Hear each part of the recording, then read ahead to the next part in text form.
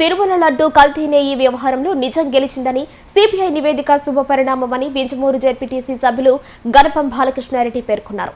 బింజమూరులోని శ్రీ వెంకటేశ్వర స్వామి వారి దేవస్థానంలో శనివారం నాడు వైసీపీ నేతలు ప్రత్యేక పూజలు నిర్వహించారు. ఈ సందర్భంగా గణపం బాలకృష్ణారెడ్డి మాట్లాడుతూ తిరుమల శ్రీవారి లడ్డు తయారీలో ఉపయోగించే నెయ్యి విషయంలో ఎలాంటి కల్తీ జరగలేదని సిబిఐ స్పష్టంగా ప్రకటించడం అభినందనీయమని అన్నారు.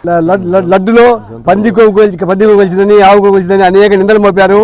నిజంగా ఇది ప్రపంచవ్యాప్తంగా హిందువులందరూ కూడా చాలా మంది బాధపడిపోయారు. ఏందబ్బా మేము తినది పందికోవా ఇదేంటి చాలా ఇబ్బంది పడ్డారు.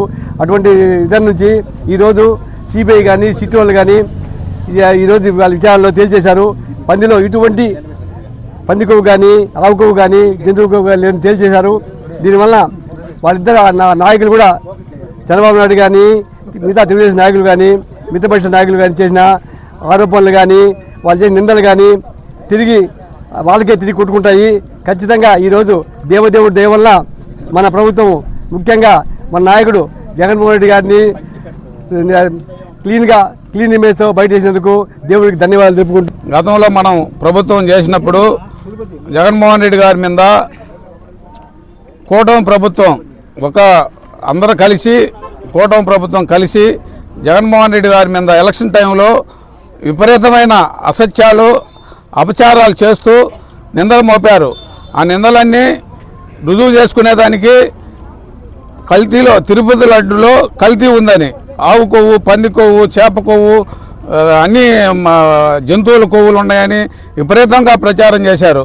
ఆ ప్రచారం అబద్ధమని నిరూపించేదానికి జగన్మోహన్ రెడ్డి గారు ఆయన టైంలో ఇచ్చిన టీటీడీ చైర్మన్ చేత దమ్మున్న నాయకుడు కాబట్టి సుప్రీంకోర్టులో పిటిషన్ వేయించాడు. ఇది నిజానిజాలు సిబిఐ చేత తేల్చాలని. సిబిఐ ఈరోజు సిట్టు దర్యాప్తుకు ఆదేశిస్తే సిట్టు క్లీన్గా ఇచ్చేసింది. ఎటువంటి కల్తీ లేదు, అంత అబద్ధ ప్రచారము. అసలు ప్రచారం చేసిన వాళ్ళందరినీ రుజువులు కానుంటే ఈరోజు అందరూ శిక్షార్హులే. అవన్నీ కానీ వస్తే మొత్తం కూటమి ప్రభుత్వంలో ఉండే మొత్తాన్ని జైలు పాలయ్యే పరిస్థితికి వచ్చింది.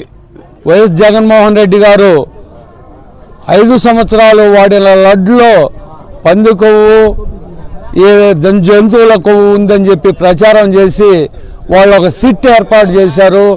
ఆ సిట్ కనుకైతే ఇక్కడ రాష్ట్ర ప్రభుత్వం వేసిన సిట్ కనుకైతే జగన్మోహన్ రెడ్డి గారిదే తప్పు అని చెప్పి ఉండేది. కానీ ఆ దేవదేవుడు మన పార్టీ గురించి అక్కడ మన సుప్రీంకోర్టులో కేసు వేపించి వైవి సుబ్బారెడ్డి గారి చేత కేసు వేపించి అక్కడి నుంచి సిబిఐ దర్యాప్తుకి ఆదేశాలు జారీ చేసి ఉన్నారు.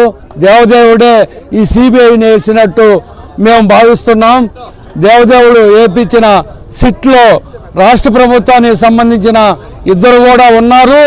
కానీ ఇక్కడ ఈ లడ్డులో ఏమీ కల్తీ జరగలేదని చెప్పి తేలినందువల్ల ఈరోజు మా వైసీపీ ప్రభుత్వానికి 2019 నుంచి 24 వరకు ఉన్న వైసీపీ ప్రభుత్వానికి క్లీన్ సిట్ వచ్చినట్టు అనిపించింది.